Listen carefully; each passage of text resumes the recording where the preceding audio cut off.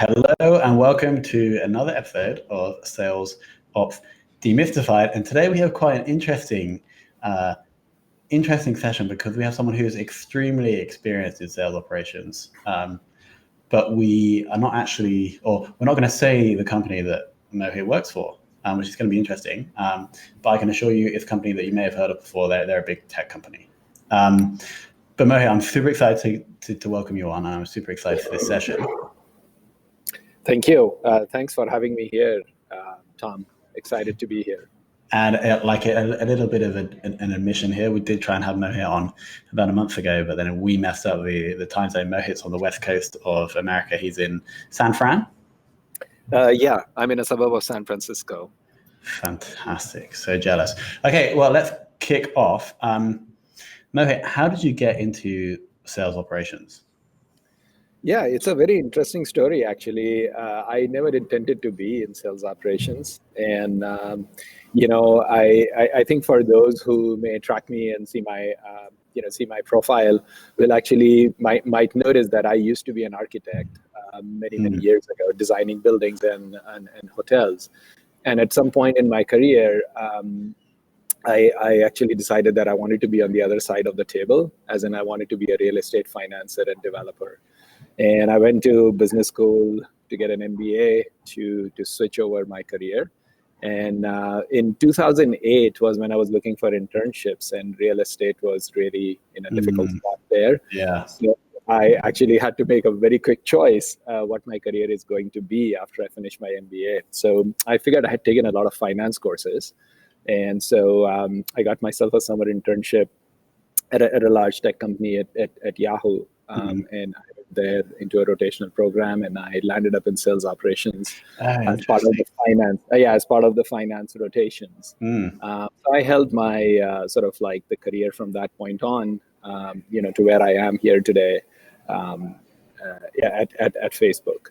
But obviously, I want to go on record and say I'm not representing my company here. I'm here in my individual capacity. I think, I want to just safely say that, obviously that's where I work, but yeah. I'm obviously representing only my personal views here as I talk about my career. So to summarize your question, you could say that I stumbled into where I am today in sales ops, going through those ups and downs of, my previous career and through the financial meltdown of 2008. So, I mean, it's actually a surprising number of the people that I have on stumbled in. Like they didn't like finish college or university and be like, I know exactly what I want to be. But for some reason they got placed into a role, or they found a role and they just took, like you did, right? You just took it from there. So does that mean that since 2008, when you had that rotation at Yahoo, since then you've been focused on sales operations? Yes. Yeah. So yes, it's been almost 8 years now. I've been part of sales operations. Specifically related to revenue planning and strategic planning for the sales team. Cool. And so how long were you at Yahoo, and then at what point did you transition into Facebook? Yeah, from business school, after business school, I spent 3.5 years at Yahoo, and last 6.5 years I've been at Facebook. So that must have been quite a journey. But we're not here to talk about Facebook. We're here to talk about sales operations. Absolutely. How has your role specifically evolved over those 6 years at Facebook? Well, I think, look, when I joined, it was early 2013, and obviously the company was at a different space and time, and the company has grown over time, as we all know. So my role has evolved since then. I mean, initially the things we were doing at that time were really quite different. A lot of initial building blocks of, setting up operations to scale, setting up some processes and systems to bring structure into our day-to-day operations, right? So our work was a lot more operational at that time to set up the infrastructure for future. But obviously, as the organization has evolved, as the business has become more complex, our roles have changed. And also, 6 years is a long time, right? People grow in their careers and obviously take on, different scopes and positions in the company. So I think you can say that it's a long course. It's been a long journey, and definitely things have changed a lot from where we started. For sure. So what do you think makes an awesome sales operations person?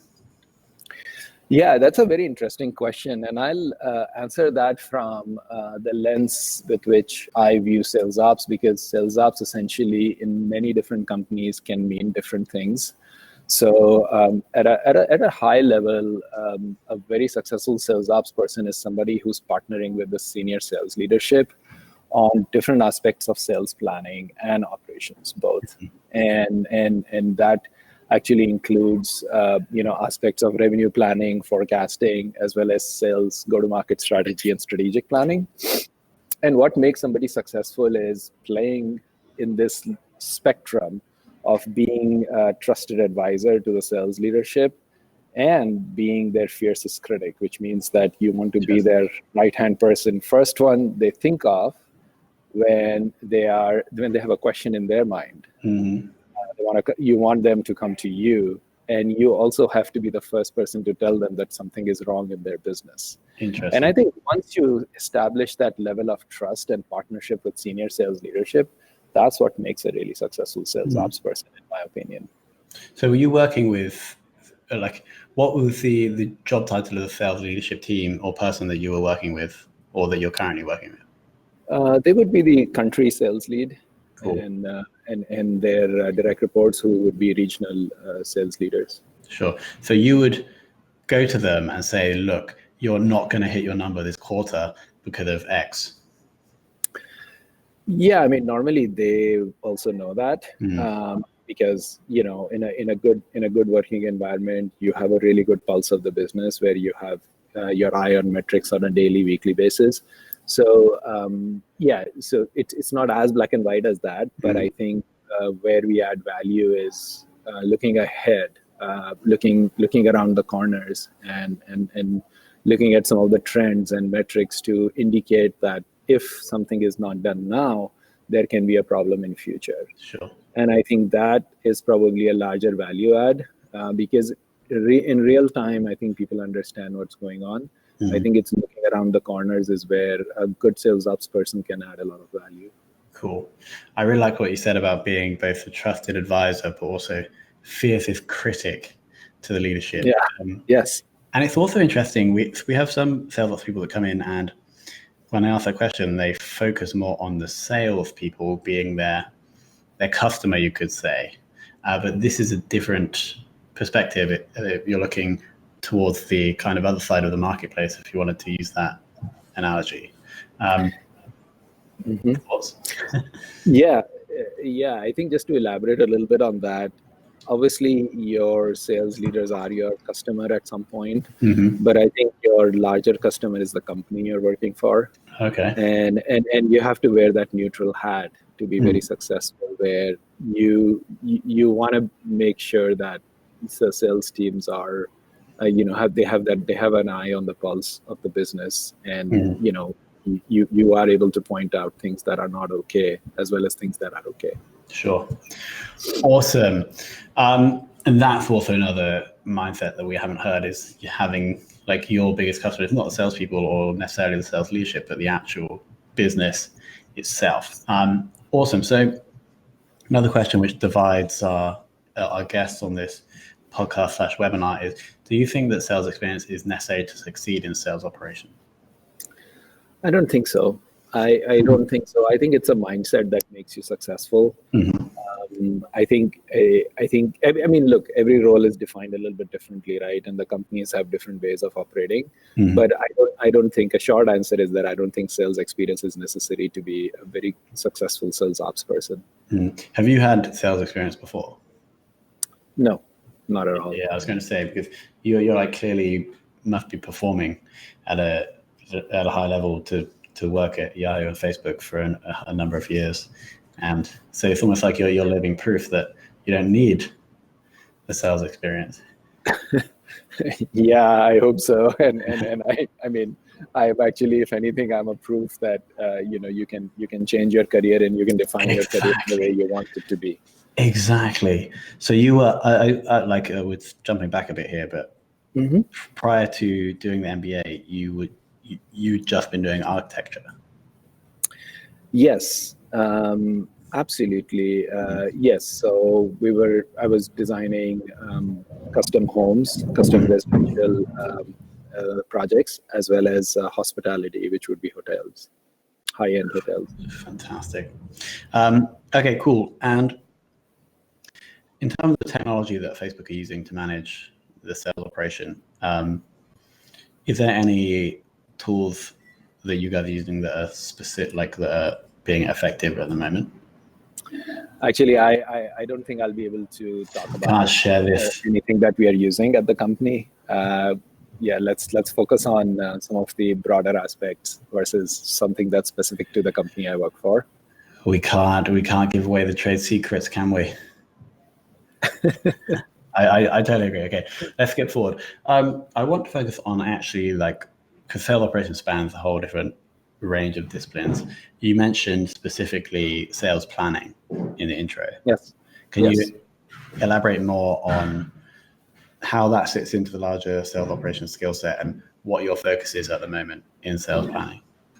Absolutely. Yeah, I think sales planning essentially would mean two aspects, right? So obviously planning from the revenue, sort of like revenue generation and sustainability perspective.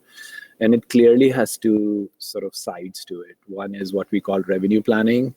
That's forecasting revenue, setting sales targets, creating various flavors of forecast, which would be quarterly forecast, annual plan, long range plan, right? So that's the world of models and numbers where you're projecting revenue and setting sales targets. So that's one aspect of planning. And then the other aspect of planning is what we call strategic planning, right? So those would be things such as looking at sales portfolios, account segmentation, looking at sales organization, should they be, should you be creating more sales teams to go after new verticals or new areas of businesses? Looking at sales productivity, looking at sales go-to-market strategy for new programs, new sales programs, or sort of like new products that are being launched. Looking at health checks for your specific sales organizations, right, in terms of performance.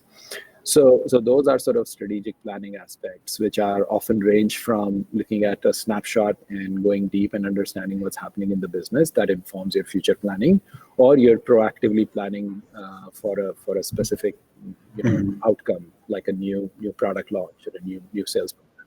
So there are, as you take a step back, there are two aspects of planning overall. One is quantitative, the other is strategic, and I think together those two make cool. So you are looking at the numbers that the business needs to hit, but also more strategic things like, if we're going to hit that number in this country, are we going to need to hire a new sales lead for that country and give them 10 reps? That kind of thing. Exactly. Yeah. Looking at market opportunity, looking at sales productivity, trying to create, what kind of market share you want to grab, which timeline, what the sales organization is going to look like. So and what kind of for me, it sounds more like sales leadership work. Like for me, it would not be. Yeah, so it's in partnership, right? That's what I'm saying, that you almost want to become a right-hand person of your sales leadership.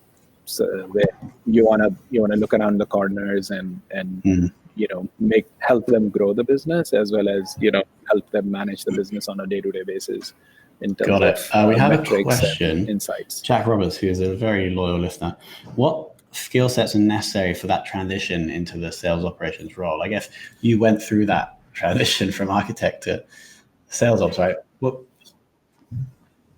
Yeah. I think at a really basic level, the skill set that you really need is looking at vast troves of data and connecting the dots and teasing out the insights and understanding what's really happening, right? There's a lot of there are tons of metrics, and you can look at a lot of different things. So really, I think the skill set that you need is understanding what's going on in the business, and then bringing that to the sales leadership to make sure that they understand what's going on, because because as a sales ops person, you can add a lot of value by bringing your analytical mindset, looking at insights and trends, and making sure you can look around the corners and let your sales leadership know what are some of the watch outs, and also it helps you plan going forward. So I would say that those would be the necessary skills. I think you can transition from almost any background into a sales operations role as long as you have the mindset to do these things. And in addition, I think you probably have to love numbers and have to love operations, and and you can wear both hats on, right? Strategic hat and operational hat, right? So you got to be able to switch between those two things. So I think those would be the skills that I would call for. So when you say large amount of data, do you mean like you need more than just Excel skills? You need like other like SQL skills? Well, it depends how the organization is set up. So I think if you do not have a lot of automation and a lot of reporting set up, you would definitely have to rely on SQL skills to pull data. I think in certain organizations there are also dedicated BI and IT teams that can actually create standard reporting for you. So I think in the long run, you actually should not be relying on SQL skills as much, because that is something someone else can do for you. And try to do that, because it helps the organization scale very quickly, because then you can spend more time analyzing and understanding what's happening rather than so I'm creating assuming you don't have to utilize SQL skills, but we won't say it because that could be a trade secret. How do you currently deal with the quality of that data, and do you have any interface with the CRM or platform owner? Yeah, we definitely. I mean, we work very closely with our CRM platform owners, our sort of IT platform owners, and we ensure data quality by creating very strong partnership with the BI and IT team leadership, making sure they understand what are our large objectives, right? What are our big objectives? What is it that we are trying to achieve? Why certain type of reporting is important? And not only why it's important, the different aspects of reporting, such as timing, stability, accuracy. And I think, it works best if you have a tops-down alignment between leadership that, these things are important. And then I think that should trickle down into, sort of day-to-day people you're going to work with. So that they provide you the support you need for the type of data that you need. Yeah, I was going to say, because it can be quite challenging when you're working with another department or another team, and you have your priorities, which may not necessarily be their priorities. And you, like, how do you manage that? Like, I think you just said, actually, you need the top-down leadership to set the priorities that are aligned, I guess. Yeah. I mean, if you're in the part of the same company and two groups have different priorities, then I think there's a problem. If you're part of the same company, you have to have same priorities. That's it. I cannot imagine an environment where there are different, but I'm quite sure in some companies that might be the case. And in those instances, it's up to the top leadership to make sure that the priorities are aligned. Often, I mean, there are softer skills, right, where you meet with people and make sure they understand your perspective. But I think more than that, you also need a tops-down alignment of priorities.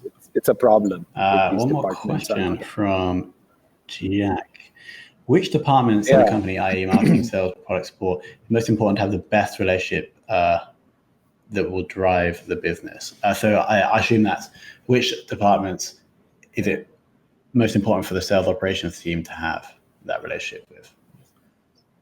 Does that make sense? Yeah, it does.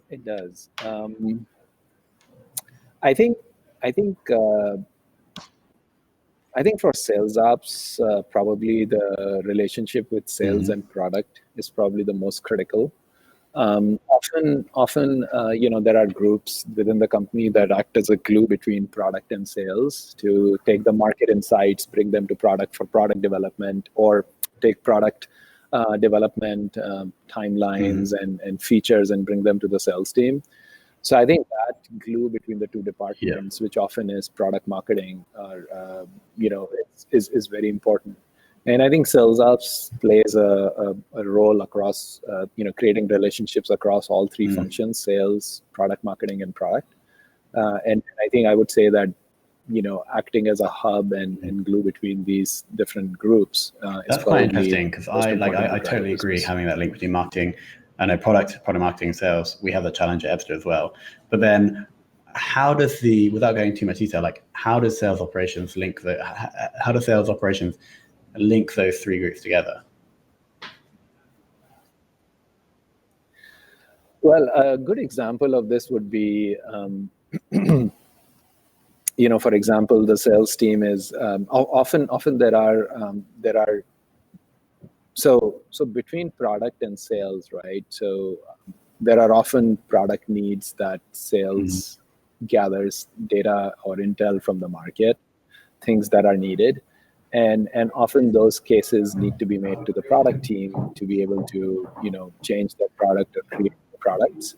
And sales ops can actually bring a lot of value there, because they can start building a business case for the product team to understand the opportunity, the opportunity that exists in terms of the size of revenue, size of the pie, or some other factors, right? So I think sales ops can actually start building those investment cases out from the sales side to the product team to make sure that the product roadmaps start to get aligned to what sales is gathering, what's needed in the market. For sure, because if a salesperson is trying to explain to a product person they should build this feature or this thing, and the product person's like, okay, why would I do that? The salesperson's probably not going to build a big financial model explaining the market opportunity, right? That's definitely sales operations. Yeah, and often, sales ops brings that neutral point of view, right? So on one hand, they can translate the opportunity for the product team. On the other hand, they can also ensure that the sales teams are also understanding the opportunity correctly, right? They obviously gather data very granularly from the market, right? But once you start aggregating it, does that add up to does it add up to creating a viable new product, right? So I think you actually end up talking to both sides and making sure that you're actually putting a very I learn something new about sales operations with every interview. That's my one for today, is how impactful sales operations can be in that relationship with product. Okay, biggest challenge in your role currently, without getting too specific.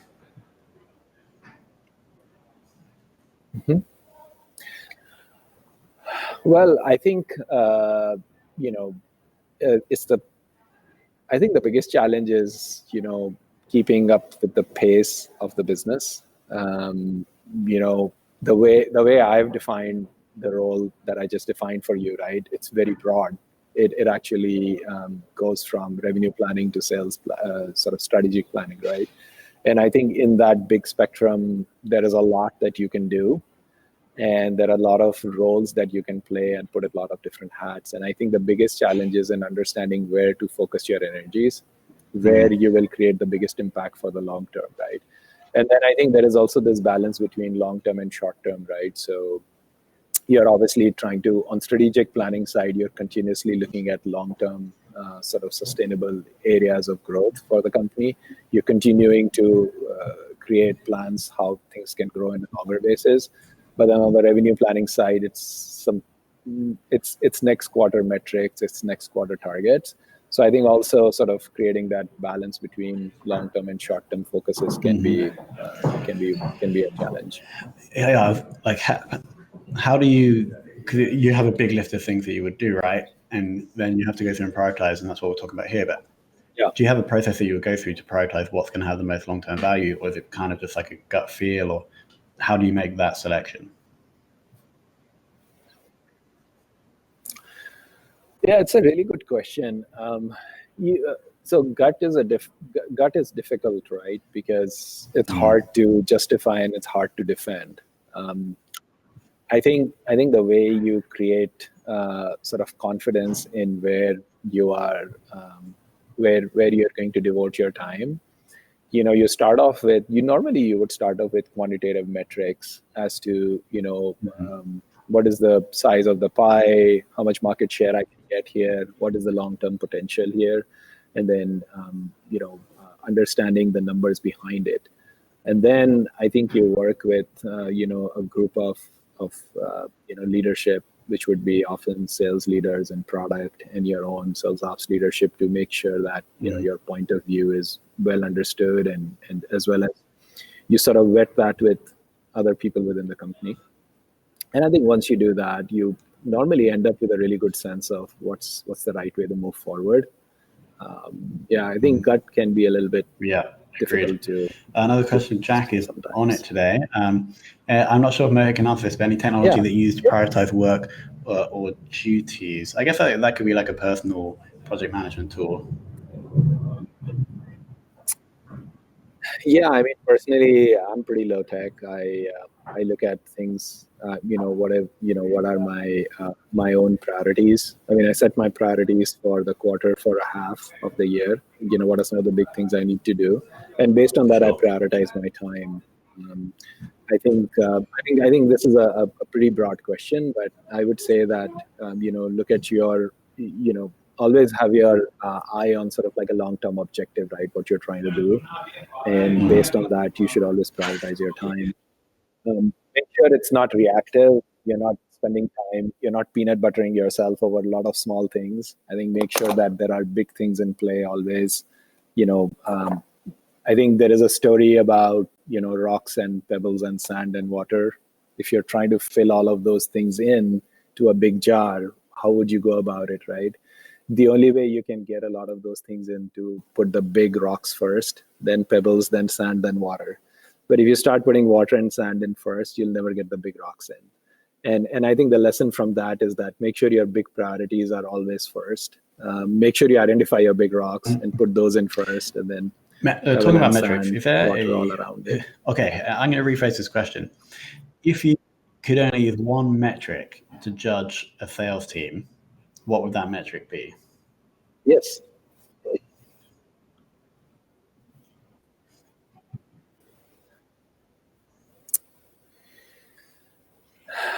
So that's a tough one, because I think you don't want to judge a sales team by just how they're hitting their revenue targets, because that makes them very sort of myopic or short-sighted, right? You also don't want to judge them always on the long term, because there's also company objectives of growing revenue in the short term. The earning cycle is quarterly, right? So you often it's I think it's hard. Frankly speaking, the answer to your question is it's hard to judge sales by just one metric. I think it depends space and time where your company is. If you're in really early stages startup, you probably want to look at long-term objectives, weigh them in more. I would say that if you are ever in this situation, create a set of metrics that are important for you, give them weight according to, give them some weightage, depending on which stage you're at, what you're solving for. And then I think you can come up with what you could call impact score. We don't do that, but I think those are some of the ideas you can float within your organization. Create some kind of a scoring system which weighs long term and short term. In summary, that's a rubbish question, depending on what your objectives are. That's a good answer. That might be a better balanced view to judge a sales. Awesome. Okay, cool. And then finally, has there been an influence in sales operations in your life, whether that was at Yahoo or Facebook now, that has a person who's taught you a lot?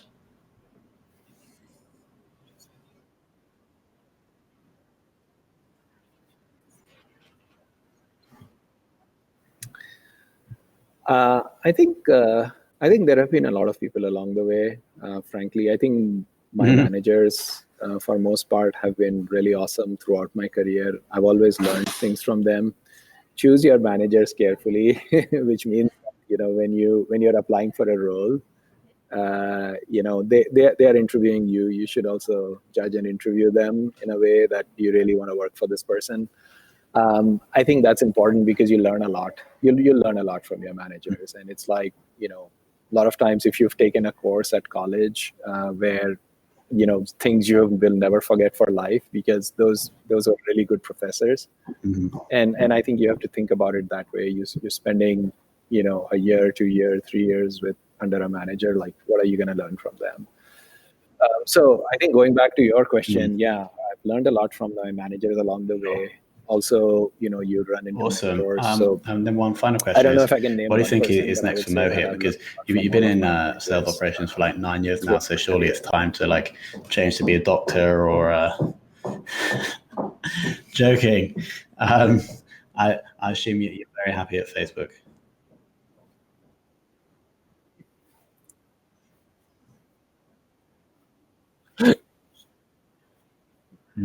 I am.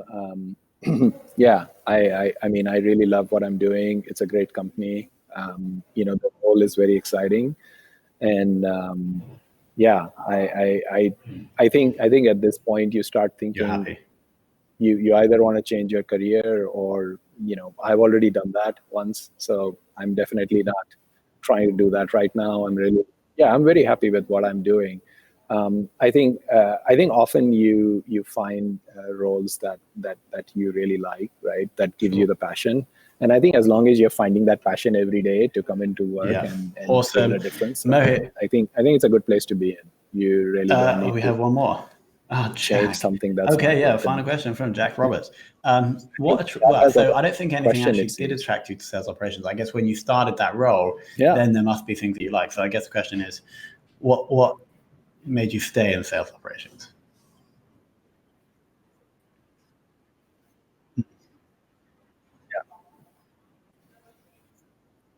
Yeah, I think because I was in a rotational program early on in my career, and then I stayed on in sales operations. And I think what I really like about this is that that balance that I talked about it earlier, right? It lets you, the role can be really quite, you can define this role, right? You can be the trusted partner, you can be the fiercest critic, and you can play between those two extremes, right? And I think what really attracts me to this role is, one, that this role allows me to do a lot of different things, right? It allows me to be this neutral party looking at the business and giving me the satisfaction of driving the business to the right place. So sometimes it's by assisting the sales leadership, and sometimes it's by challenging them. And so I think having that satisfaction of getting business to a good place is what is one of the big attractions. And then, the way we get there by problem solving, critical thinking, being curious about the business, right? Those are some of the things I typically really Right, enjoy. Mohit. So the two things I really liked, being the those harshest things critic, but also keep me trusted going and keep me advisor attracted to to it. sales leadership. We should get that as a quote, Joshy boy. And then the other one has a link between the product or a layer over product marketing and sales. I think that's really interesting. I've never kind of had that view before. So I want to thank you so much for your time, and sorry we messed up last time. Any final words for our audience?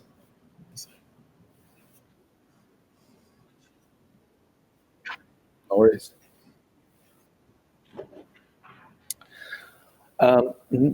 Yeah, I think one thing I would say is that I've learned that a lot of companies have different definitions of what they call sales operations.